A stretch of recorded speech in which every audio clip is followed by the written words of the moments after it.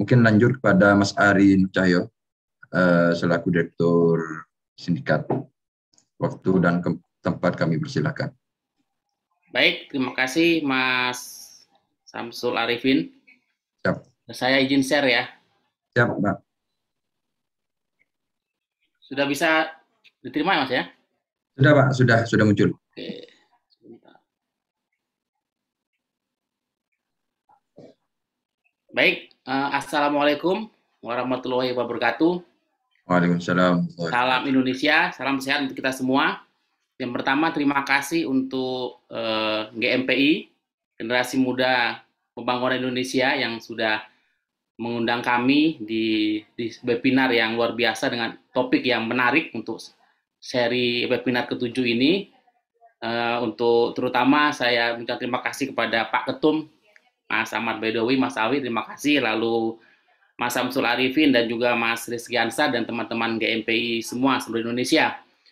Saya juga menyapa salam sehat untuk para narasumber, Pak Samsul Rizal, Pak Muhammad Soleh, nanti ada Bang Ilham Saputra dan Mas Rizky Ansar juga. Terima kasih dan juga rekan-rekan media. Saya mencoba membuat materi dengan sebuah standing position yang memang sepertinya senada dengan para narasumber sebelumnya. Jadi saya beri judul Pemilu Tetap Normal, Tunda Pemilu Penuh Risiko. Jadi tadi beberapa terkait isu-isu konstitusional, hukum segala macam sudah dipaparkan oleh Bapak Muhammad Soleh. Izinkan saya untuk memberikan perspektif politik untuk diskusi kita pada sore kali ini. Yang pertama, apa dan siapa isu ini kemudian muncul ya. Yang pertama tadi seperti diutarakan oleh Pak Muhammad Soleh adalah isu soal penundaan pemilu ini esensinya adalah perpanjangan masa jabatan, atau dalam istilah beliau adalah perpanjangan masa menjabat. Jadi kalau penundaan pemilu memang ada aturannya, tetapi soal perpanjangan masa menjabat atau masa jabatan ini yang menjadi poin krusial penting, baik untuk jabatan di eksekutif, legislatif, dari pusat sampai ke daerah. Nah, yang menarik adalah secara politik kalau kita bicara komunikasi publik yang terjadi kira-kira setahun belakangan ini, bahwa wacana penundaan pemilu ini muncul secara paralel dengan isu-isu lain. Misalnya itu presiden 3 periode. Lalu ada perpanjangan masa jabatan presiden. Itu sudah muncul lebih dulu. Dan isu-isu sejenis. Intinya adalah ada quote-unquote sekelompok elit yang memang ingin bagaimana melestarikan Jokowi. Jadi ini adalah kondisi psikologis yang sedang terjadi. Jadi termasuk isu misalnya memasangkan Pak Jokowi dengan Pak Prabowo, itu adalah hal-hal yang saya pikir isu-isu jenis yang memang satu ton ya dengan isu perpanjangan soal penundaan pemilu ini. Sehingga kemarin sampai 3 ketum partai, dan itu partai pendukung pemerintah, dan 1 orang menteri, dan sebenarnya juga 2 orang menteri juga, Pak Erlangga dan Pak Bahlil, yang sudah mengutarakan soal wacana penundaan pemilu ini. Siapa mereka? Yang jelas elit yang sedang berkuasa, bukan dari mereka yang berada di oposisi, jelas. Itu yang menarik. Mereka yang nyaman di posisi kekuasaan sekarang.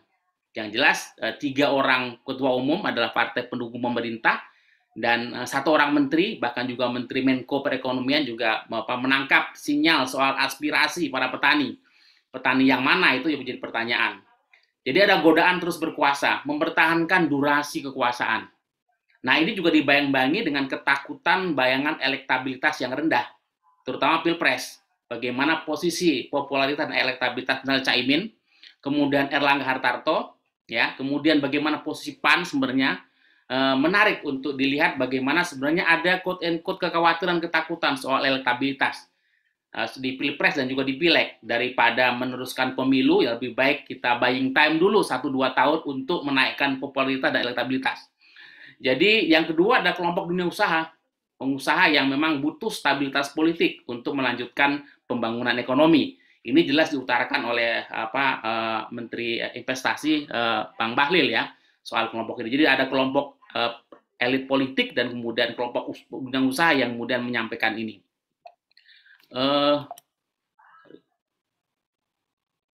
Berikutnya, ada kondisi ambigu politik yang kita hadapi. Nah, yang jelas pertama, mengapa ada usaha quote-unquote melestarikan Jokowi sekarang ini. Yang memang posisi politik Presiden Jokowi memang sangat kuat di periode kedua ini. Beliau memegang modal politik yang kuat, baik dari dukungan partai politik, ada 7 partai politik di parlemen, belum juga partai politik di luar parlemen yang mendukung beliau, dan juga dukungan publik yang sangat kuat. Pak Jokowi juga punya image branding yang kokoh. Jadi bagaimana personality branding beliau secara politik juga sangat kuat. Optimisme kepemimpinan beliau bahkan diakui secara internasional. Jadi dan juga ditambah kinerja pemerintahan yang baik. Beberapa survei mutakhir membaca bahwa approval rating yang cukup tinggi di atas 70%. Litbang Kompas, Indikator, dan beberapa lembaga survei lain mengkonfirmasi ini. Sehingga ada kepuasan publik dan kemudian kepercayaan dunia usaha dan dunia internasional terhadap posisi politik Pak Jokowi. Sehingga mereka yang berada di sekitar Pak Jokowi itu quote-unquote secara psikologis ingin melestarikan. Bagaimana melestarikan Jokowi ini, termasuk dengan wacana penundaan pemilu ini. Yang intinya sebenarnya perpanjangan masa menjabat, perpanjangan masa jabatan. Nah, ini kalau kita baca juga dalam sentimen demokrasi, justru posisi politik Pak Jokowi ini menjadi sandaran alasan untuk mereka yang mengusulkan penundaan pemilu. Ya, kepuasan publik, ya publik ternyata merasa puas, bahkan bukan dari kelompok pendukung atau pemilih Jokowi. Mereka, para pendukung yang dulu tidak memilih Pak Jokowi juga punya makna dan cita rasa demokrasi yang memang sekarang sudah menyuarakan sentimen positif kepada Pak Jokowi. Nah, ini yang walaupun bergerak masih dinamis dan ada pembelahan bagaimana kepuasan publik antara pendukung Jokowi dan non pendukung Jokowi, tetapi simptomnya secara positif mengafirmasi itu. Nah, ada kepuasan elit ya, elit pengusaha dan kemudian elit politik yang ingin menciptakan bagaimana stabilitas politik dan distribusi ekonomi. 2 poin ini kalau soal elit adalah stabilitas politik dan distribusi ekonomi. Nah, argumentasi kepuasan dan kepercayaan ini kemudian menjadi dalih pemilu, bahwa kalau yang sudah bagus sudah apa diteruskan. Nah, celakanya rakyat memang kalau dilihat pemahaman makna demokrasi ternyata apakah hanya sebegitunya, bahwa ketika kepuasan tinggi harus diteruskan. Orang lupa bahwa kekuasaan itu harus dibatasi seperti tadi dikatakan oleh Pak Soleh, bagaimana absolute power, corrupt absolutely, itu beberapa bahwa kekuasaan itu memang harus dibatasi. Tapi ketika ada kepuasan dan kepercayaan, seakan-akan orang terbuai dalam sebuah ambigu, ya sudah teruskan saja, tidak apa-apa. Nah, demokrasi dalam konteks pemahaman yang katakanlah ambigu ini adalah yang kemudian mengubah antara satu sisi sentimen terhadap sentimen yang baik kepada Pak Jokowi dan kepada ini, dan pada selain tadi menabrak akal sehat yang seperti tadi diutarakan oleh Pak Ketum, Pak Mas Awi tadi. Bagaimana politik kita hari ini ada kecenderungan menabrak akal sehat, kewarasan berpolitik, baik itu di publik dan juga di level elit. Ini yang menarik untuk kita renungkan. Berikutnya, pilihannya bagaimana sih? Apa tetap atau tunda ya? Saya menyarankan tetap dan jalankan secara normal daripada tunda ya, karena memang penuh dengan resiko. Alasan kenapa harus tetap dan berjalan secara normal adalah pertama, instrumen pemilu 2024 sudah siap. Regulasi sudah siap, undang-undang pemilu, undang-undang pilkada sudah siap.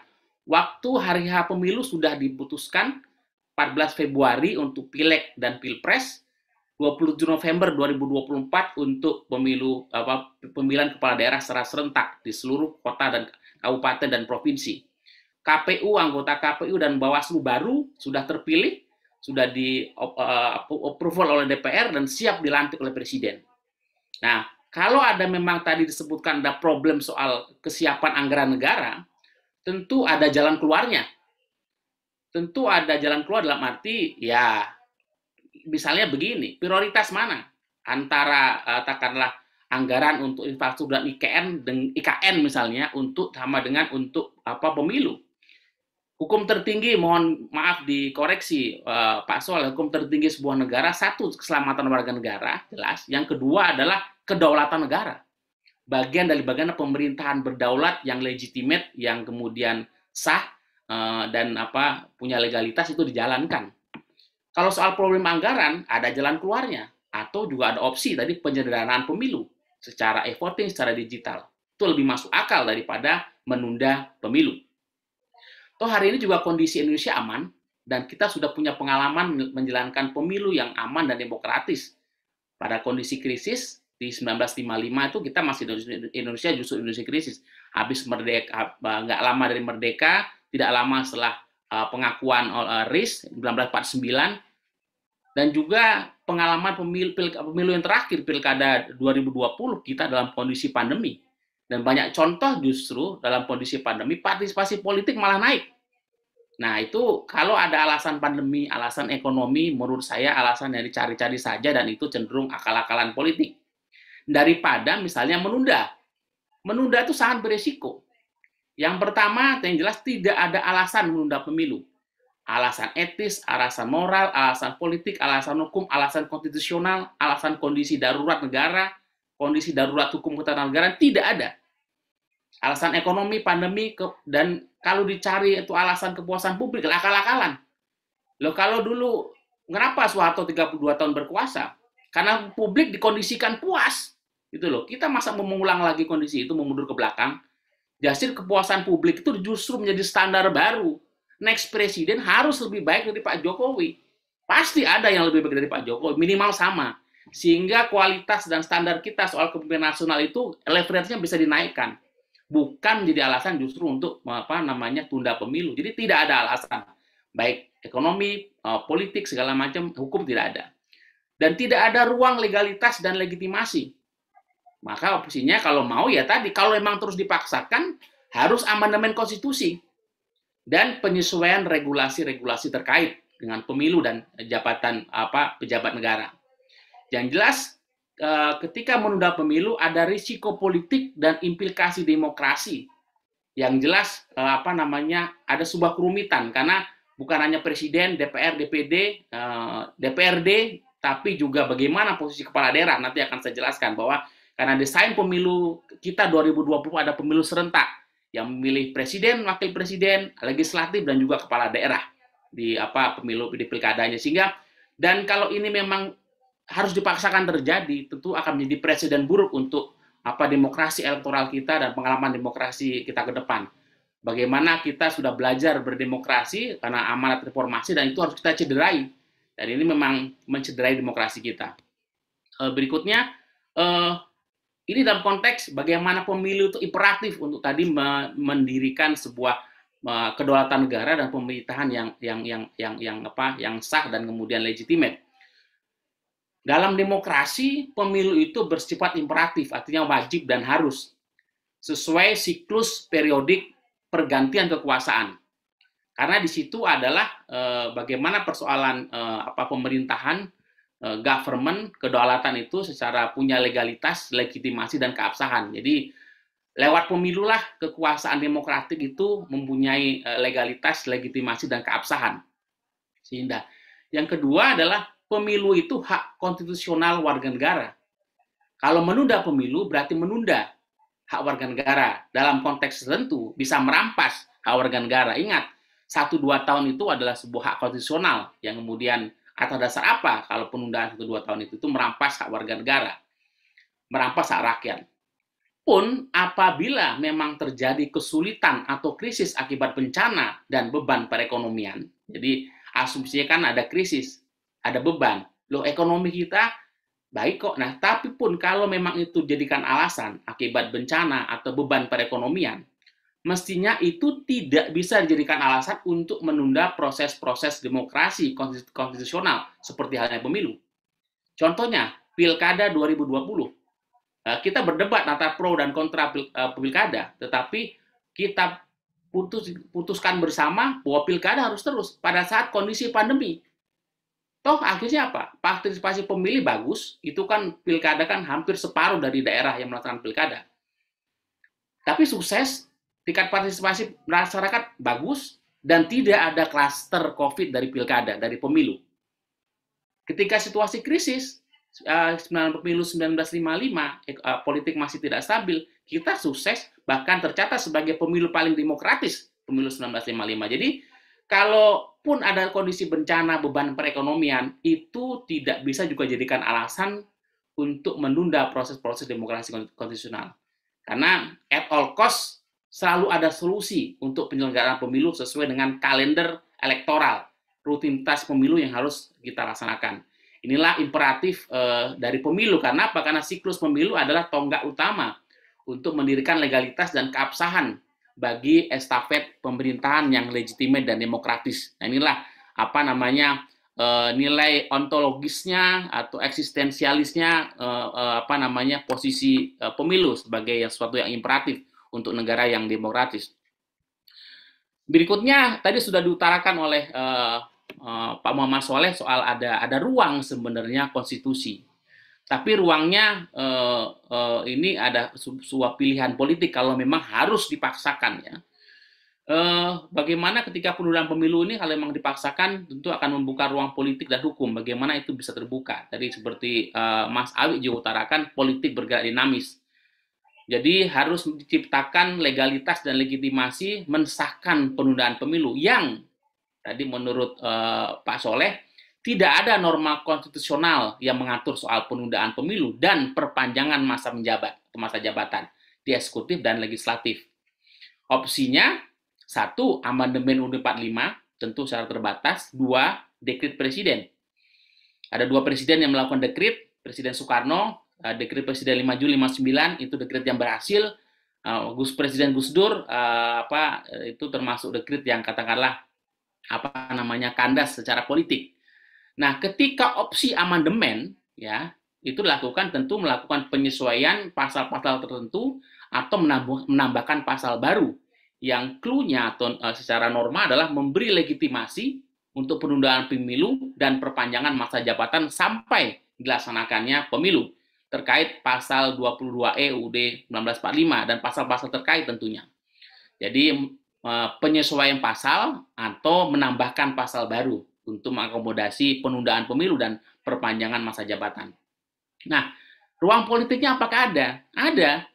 Ruang politiknya dimungkinkan, mungkin. Karena bukan hal yang sulit bagi rezim berkuasa saat ini untuk menggalang kekuatan mayoritas politik di DPR dan DPD. Dengan kekuatan mayoritas yang dominan, partai-partai di DPR dan bagaimana menggalang DPD itu hal yang mudah saja. Dengan 7 kekuatan partai politik untuk melakukan menggalang DPD, untuk melakukan sidang MPR, dan juga mungkin sidang istimewa, untuk mengkonsolidasikan langkah-langkah politik untuk mensahkan agenda atau keputusan politik yang dikehendaki. Secara politik dimungkinkan, karena memang tadi posisi politik Pak Jokowi yang kuat dan kemudian konsolidasi politik partai-partai mendukung beliau yang juga sangat kuat. Tapi kalau untuk opsi dekret menurut saya syarat dan ketentuannya terlalu beresiko dan Pak Jokowi juga terlalu riskan untuk mengambil opsi ini. Tapi kalau ini yang diambil, sekalipun dengan amandemen, pertanyaan etis moralnya, apakah cuma segini doang kualitas kenegarawanan para pemimpin dan elit kita? Menabrak kewarasan hanya untuk penundaan pemilu, perpanjangan masa jabatan untuk alasan yang dibuat-buat melakukan amandemen konstitusi. Tentu sebuah presiden sangat buruk untuk praktek kenegaraan dan demokrasi kita ke depan. Nah, ada konsekuensi elektoral ketika pemilu ditunda dan ada menuntut perpanjangan masa jabatan. Yang pertama adalah apabila betul pemilu ditunda, ada risiko politik dan konsekuensi elektoral yang panjang terkait eksekutif, legislatif, dari pusat ke daerah. Tentu masa jabatan presiden dan wakil presiden, kabinet, menteri-menteri, kemudian DPR, DPD, dan DPRD seluruh Indonesia, itu tadi sudah diutarakan oleh Pak Soleh, terbatas 5 tahun sesuai dengan siklus pemilu yang 5 tahunan.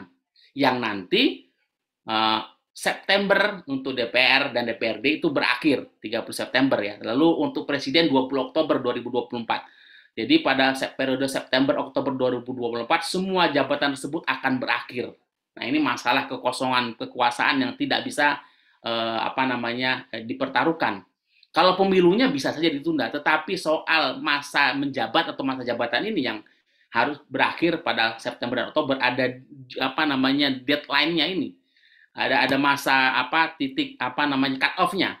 Nah, sementara pada satu sisi, desain pemilu 2024 adalah pemilu serentak yang memilih paket presiden dan wakil presiden, anggota legislatif, DPR, DPD, DPRD dari provinsi, dan DPRD kabupaten kota. Dan pemilihan kepala daerah di tahun 24 di tahun yang sama. Sehingga punya konsekuensi terhadap variabel keserentakan pemilu 2024, punya konsekuensi juga terkait dengan pengisian jabatan kepala daerah. Ya, jadi ada problem soal masa jabatan atau masa menjabat, ada problem juga soal pengisian jabatan kepala daerah. Problematik jabatan kepala daerah yang habis masa jabatannya pada 2022 dan 2023. Itu kabarnya akan diisi dengan pelaksana tugas kepala daerah. Yang jumlahnya sekitar 270 daerah, baik provinsi dan kabupaten kota.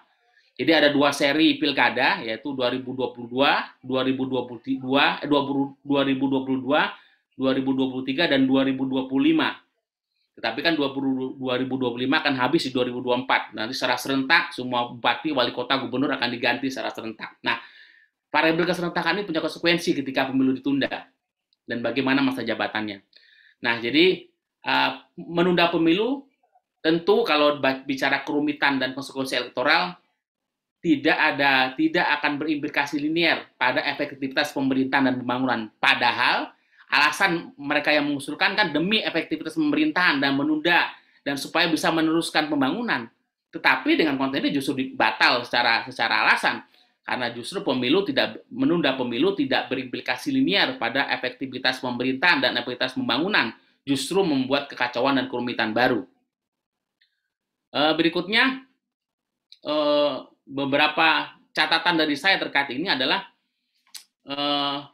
sebaiknya memang tetap normal saja. Jalankan pemilu 2024 sesuai dengan yang sudah dijadwalkan dan diagendakan. Presiden segera melantik anggota KPU RI dan Bawaslu RI yang sudah terpilih. Ya, nanti akan habis masa jabatannya untuk periode dari Mas Ilham Saputra dan kawan-kawan itu April 2022. Dan kemudian KPU dan Bawaslu baru segera memulai tahapan pemilu 2024 yang tahap pertamanya pendaftaran partai-partai peserta pemilu pada Agustus 2022. Lalu bagaimana kita bersama fokus pada jadwal Pilpres dan Pileg pada 14 Februari 2024 dan Pilkada serentak 27 November 2024. Toh kita doakan dan insya Allah Indonesia aman-aman saja hari ini dan ke depan. Tidak ada gangguan, tidak ada bencana yang katakanlah katastrof yang begitu menakutkan ya, dan semua tetap under control tetap pemerintah, dan kita percaya pemerintah bisa mengendalikan pandemi ini, dan kita punya pengalaman elektoral yang panjang. Kita sudah melakukan nanti 2024 ini pemilu ke-6 yang dilakukan secara demokratis di era reformasi. Sudah 6 kali jika demokrasi dan elektoral kita sudah relatif terkonsolidasi dengan baik. Pandemi insya Allah terkendali, ekonomi pulih, justru ekonomi kan selalu bergerak positif, dan pada nanti Kementerian Kesehatan sudah memberikan sinyal bahwa beberapa minggu ke depan insya Allah pandemi Omikron ini akan segera terkendali, bisa landai sehingga ekonomi bisa cepat pulih lagi dan tumbuh.